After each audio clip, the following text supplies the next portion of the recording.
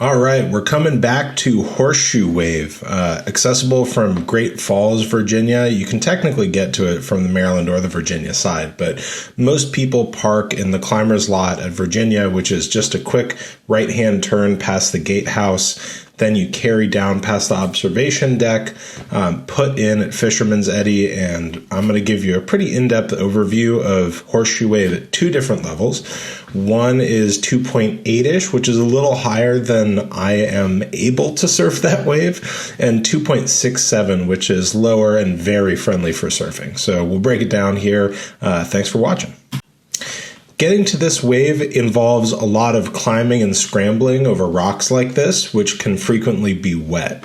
So I know you're play boating, and you can see me in my booties, my kind of minimalist ones here, but these have a really good sole. They're made by NRS. They're not flimsy. If you bring flimsy shoes, you might regret it. You might twist an ankle. So I've also got my guide sling with me, which helps me lower my boat down, just carabiner it into that hard point.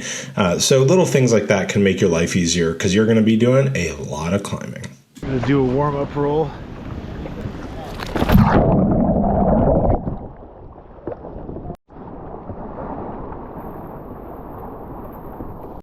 All right, this is Fisherman's Eddy, which is where you put in after that long walk down from Great Falls. From this eddy, we're going to cross to river left, the other side of the river, to get to that eddy. From there, we're going to walk over this rock in order to access Horseshoe Wave. So it's kind of a steep climb, and right on the other side of it, you put back in and the wave is there. In order to leave Horseshoe Wave, you're going to run O-Deck Rapid, which is right here.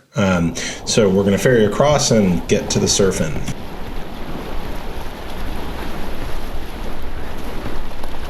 At low water, this is an easy ferry. As the water gets higher, it gets steeper and bigger. But note that there's this nice eddy, this slack water that you can see here. If you're getting tired, if you're newer to paddling and this ferry is exhausting, look for moments like this, slack water, eddies created by shallow rocks, waves, things like that. And you'll be able to take a little rest halfway through the ferry. So no worries about this one.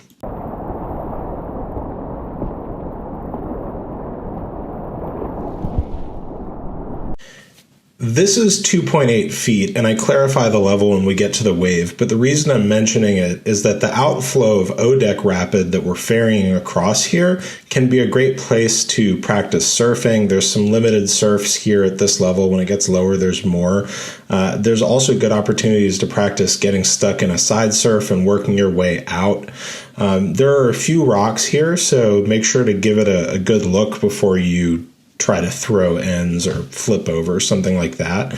But this is a pretty well-loved place for people working their way up to Little Falls or who want to get used to some pushier water, eddy lines, that kind of stuff. So you can see we're just loosening up here, getting our strokes down, and doing a few ferries back and forth to get the blood flowing before we go up to Horseshoe. Some stern squirts too. This is a good eddy line for it. All right, so here we are at the climb, steep, ridgy. Those bold people carrying their boats on their shoulder are pretty confident. I like to say practice carrying on both shoulders. You don't want to be forced to carry on your weak side and not be able to do it. Turning around, you can see Fisherman's Eddy there, where we came from, where we ferried across, and back to the climb.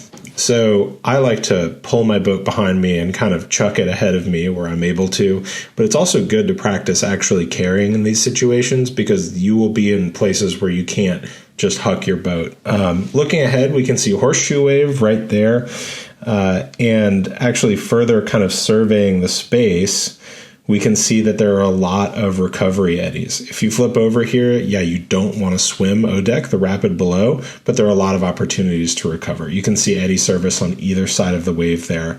But O-Deck is downstream, so you really want to recover rather than swimming it. It's rocky at this level. So we are now going to put in and get on that wave. This is another opportunity for me to remind you that learning to put in strange places without a lot of support, without a good seal launch, something like that is very good, especially for this wave. It can take you some time, as you can see, to get everything squared away. But we'll watch me struggle with my skirt here for a little more, and then we'll actually try to get on this sucker, which is pretty hard at this level.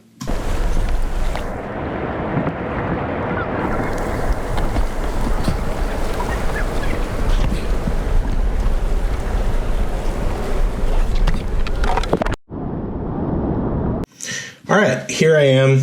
There's nice slack water here, a very chill eddy on this side of the wave train. You can see that big, powerful, aerated water, so I'm going to give it a ferry here just to get used to it, get over to the other side. You can see now in the first person like how big these recovery eddies are on either side, so you have a lot of space, and then I encounter some gross foam. Now, real quick, I want to prepare you. There are not a lot of surfs at this 2.8 level. The foam pile that you usually rest your back on kind of disappears. It's very hard to stay on. Now, I'm not a skilled surfer. Some people were getting rides here, but we all kind of agreed that this was on the higher end of normal for the boats we were bringing. So maybe you know different, drop it in the comments, but you'll see me get rejected a lot here. And this is just kind of a lot of footage for you to go through to familiarize yourself with the wave. Don't feel like you have to watch all of it. After this segment, we're going to get a good view of it at 2.67 with a bunch more surfing, so feel free to skip ahead. I'm going to break it up in the video too, so you can just click in the description for wherever you want to go.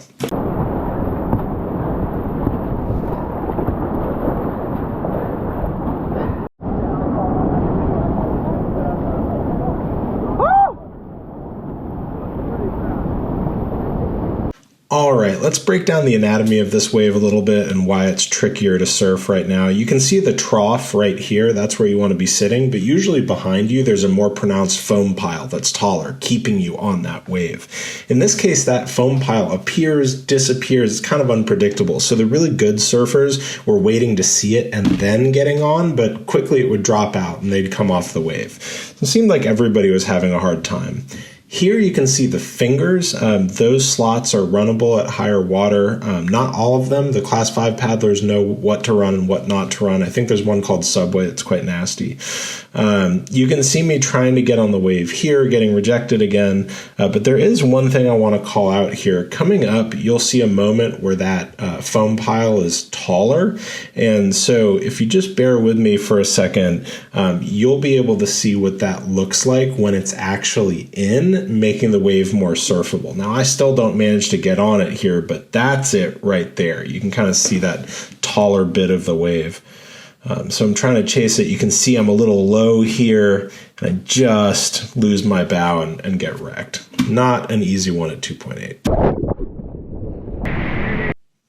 All right, so I want to talk a little bit about rejection. You can see I'm not getting on this wave, and how do I handle rejection after rejection after rejection? I'm not talking about my dating life. I'm talking about this surf wave, and basically having a little bit of river beta up top would have been really helpful here. If I had known that surfing this wave at the high end of 2.8, 2.9 was so challenging and unpredictable, even for great surfers, I wouldn't be as frustrated by my seeming inability to get on the wave. Now, what I might have done differently, had I known how hard this was going to be to actually surf, is I would have worked on other things, like a lower effort ferry typewritering through that water without relying on a bunch of strokes to try and get me on the wave. The other thing is that getting rejected from this wave so much is a good opportunity to practice rolling in aerated water. The thing about this white water compared to the darker blue or green water that you see is that it's composed of many tiny bubbles. And what that does is it makes it harder to grab purchase on. You may feel like your paddle is going more through air than it is through water, making it very difficult to roll, sometimes difficult to do sweep strokes and other maneuvering. So the answer to that I've found is when I get flipped over and I'm getting kind of jangled, I just wait in position 1, really lock into my boat, and then I do this kind of probing motion with my power face of my blade, and I'm looking for a change in the water from being that super soft, bubbly, aerated water to something that actually gives me some resistance on my paddle. And when I feel that, I go for a roll and try and get it on the first try. This is because I feel like you can waste a lot of effort and energy trying to roll in aerated water when you don't really have to. You could just wait. So that's been my philosophy, and there's nice eddies on either side, but enough about that. The level is now 2.67, and we are going to surf this thing.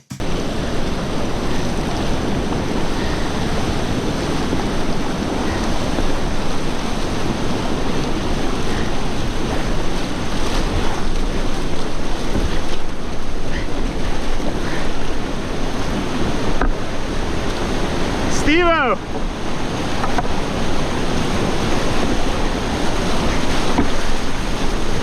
Woo! Oh, too early, dude. Sorry.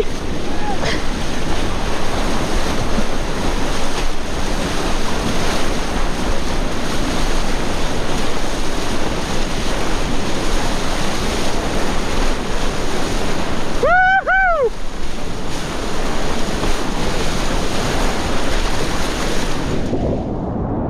The high move? Yeah, I can't believe how easy it was to get up there. It's because you're using those curves. Different frickin' ball game at 2.67, isn't it? You can see Keith doing this attainment move around the rock that creates the eddy for river left service or surfer's right service to the Horseshoe Wave. And obviously getting on this wave is super easy at this level. It's a little harder to get on it from surfer's left, river right, but it's totally doable on either side of the wave, and you'll see plenty of both here. Huge thanks to Steve-O and Kaleva's fall training course for showing us some of these moves. And it was super cool also to paddle with Tom McEwen, local paddling legend, First Descent Great Falls, absolute superstar in the DC and global paddling community. So very special day.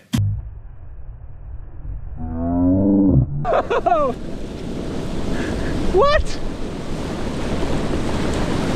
He's good. Yeah, it's also.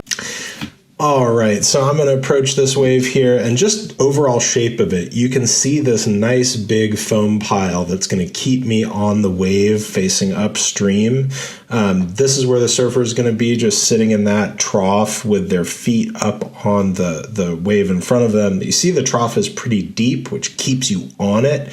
And this is the rooster tail, which you're going to need to get your feet through and get ready for a big righty stroke to get back upstream and actually surf this wave. So breaking it down, I like to get up super far until I'm actually bouncing over those rocks. That gives me enough height that I can drop down into the trough. I am giving it a nice right edge. I'm lifting my left knee, and then I'm getting ready to take that big right stroke. This is the right stroke that gets me on the wave. Yeah, there you go. And now I'm surfing. It's a very bouncy surf, and if you just lean to the direction you want to go, you can get off it pretty easy. All right, now the actual attainment move here is not that tricky. The ferry is also pretty chill above that rock, but you're falling down like 3 or 4 feet when you go into that wave. So you need to somehow keep your bow up, which means it's better to ferry onto the wave and sort of settle rather than to let yourself fall, because there's a tendency for your feet to go underwater when you kind of fall awkwardly into it rather than control your descent. So it's actually kind of tricky to end up surfing that wave, or at least it was for me. The first attempt is the only one I got it on.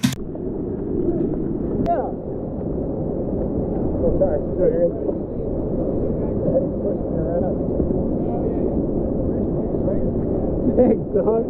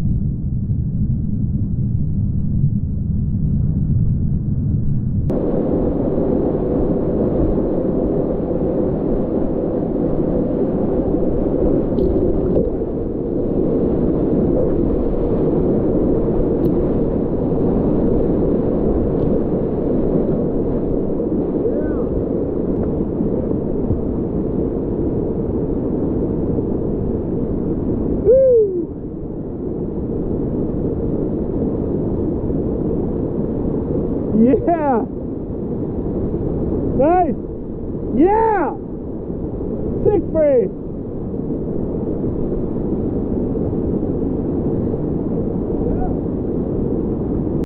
It's always a little bit humbling seeing a guy in his 70s crush a move that you were nervous about a few minutes ago. At this level, if you try to catch the wave and you're a little bit too low, take a few big forward strokes. Chances are you can actually get forward enough that leaning towards the wave will drop you onto it. A couple things to note while you watch my surfing. I'm trying to work on carving back and forth. That is switching edges on the wave and kind of going left and right. This does expose my bow, and sometimes I'm not leaning right. Basically, I'm not leaning forward and using my knees to lift the bow of my boat. Sometimes I'm pushing with my feet, and when I do that, it buries my bow and I get flipped over.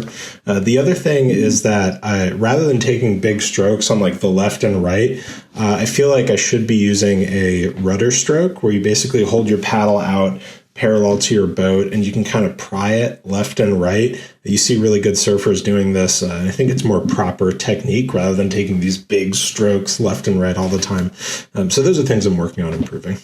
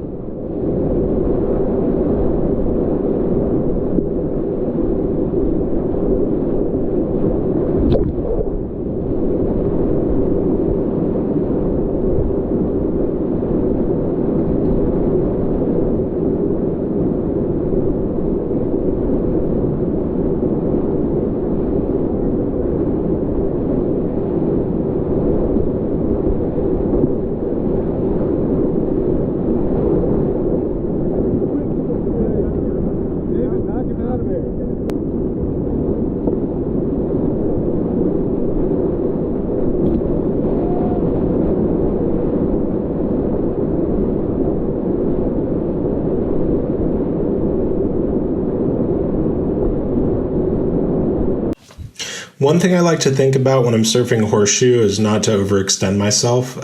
When you start to get really tired paddling, particularly when you're relying on those core muscles to roll, you can get sloppy quickly, and sloppy here can be kind of punishing. If you swim O-deck, it's shallow, it's fast. I like to call it class 3 moves in a boat, class 4 swim. So just remember, amid all the fun, to check your energy level and see how you're doing, because the mistakes do start to pile up when you get tired and therefore lazy. But I also think there's a sweet spot. Right before you get tired and lazy, you find a ton of efficiency. Like you're starting to get tired using your arms, for example. And so you start to apply a little more torso rotation. Your form actually, I feel like, gets better just before it drops off. So one thing to think about when you're up here, because remember, you still have to run O-deck successfully. And if you're not taking out at Fisherman's, you're going to run Portage and then S-turn, which is nothing at this level, but it's good to have the energy to make it to the takeout, which in this case is going to be at Rocky Waves. There's a takeout where you can walk back up a trail to the parking lot rather than taking out at Fisherman's, Eddy. And the reason you do that is because there's a great boof at Portage, there's stern squirts at Bermuda Triangle, and we'll go through all that at the end of this long-ass video also.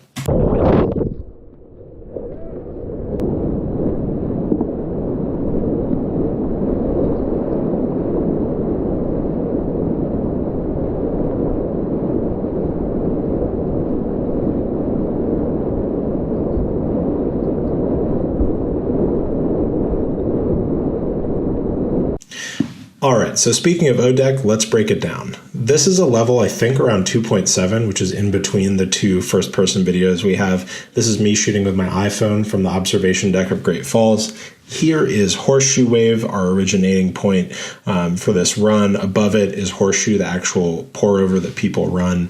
Pretty sticky, pretty scary, Class 5 stuff. So we're going to want to go left of these rocks to go down O-deck. You can see Eric making his way down. This is a fall training class, and they've been tasked with catching one eddy and getting one boof on their way down. So here's Eric's first eddy, and he's going to go for the far left line because there's a nice pour over boof opportunity there. He's ferrying across back into the main current, and you can see he is going to ride this little green tongue down and boop over that little boof opportunity and past the holes, and he's through. You can see Rachel on the far right catching a sweet little eddy, and you can see Red Boat taking the line that I more traditionally take. So he's going to look for this green tongue, pointing it to it with an arrow right now, and that is going to deposit him in a position where he can start working his way river right to pass some of those bigger rocks and pour-overs. Now, he's trading it for smaller rocks and pour-overs, which is okay with me. That's the line I run most frequently. You can see Linda here in the green boat just losing an edge, but boom, she's almost back up, but she's in the deep part, so it's all good. She's going to hit that roll to finish it out. You can see all these egress opportunities we have around the holes. That's why I'm working my way right to access those two, and once I'm down there, the eddy's just on my right above Fisherman's.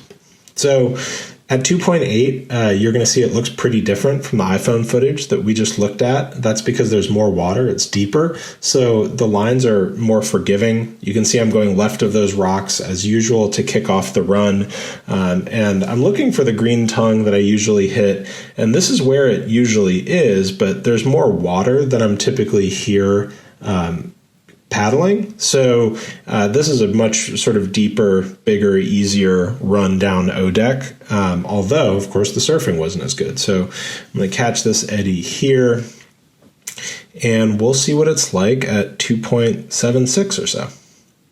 Now, 2.67, rather, not 76, we're running down it, and you'll be able to see that really well-defined green tongue to start that we're looking for. Now, we're going to go left of the rocks. As usual, you can see them coming up here on my right, and I'm a little more cautious now because I know there's more exposed rocks, so I'm looking for this green tongue. Here's the first one. All right, and the more important second one, you can see that's a bigger pour over on my right and a narrower little green tongue. And I'm just working my way here, boop, right over that rock. No problem. Like I said, on the right, the rocks are smaller, so easier to deal with. And I'm through the meat of it, just looking for that eddy on river right, the stern squirt eddy above Horseshoe. So good stuff. And now we're going to look at the Portage boof, Portage, I don't know how to say it. This is a sweet little boof that you're guaranteed to love. It works at 2.67, it works at 2.8, and the levels in between. It's a lefty boof into kind of a small eddy. This is 2.8, so it's a little different. You'll see the difference, but it's a really good one. Great practice. It's worth mentioning where this is. After we ran O-deck, we peeled out downstream, and this is just before Fish Ladder spills out into Bermuda Triangle. So it's literally like 100 yards past Fisherman's Eddy, and it's going to be a little rock jutting out before Portage Rapid, which is just a few waves or a pour over depending on the level.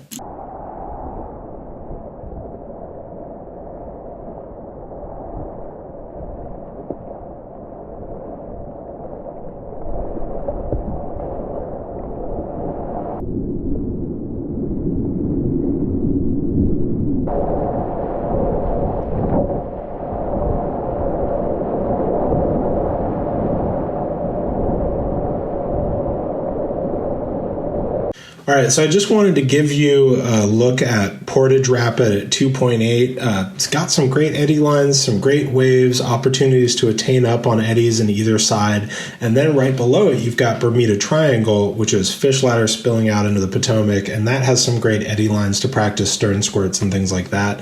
And since S-turn and rocky waves are totally washed out and flat at this level, this is your last opportunity to get some play in before you take out at the rocky waves takeout and walk back up to the climber's lot to your car.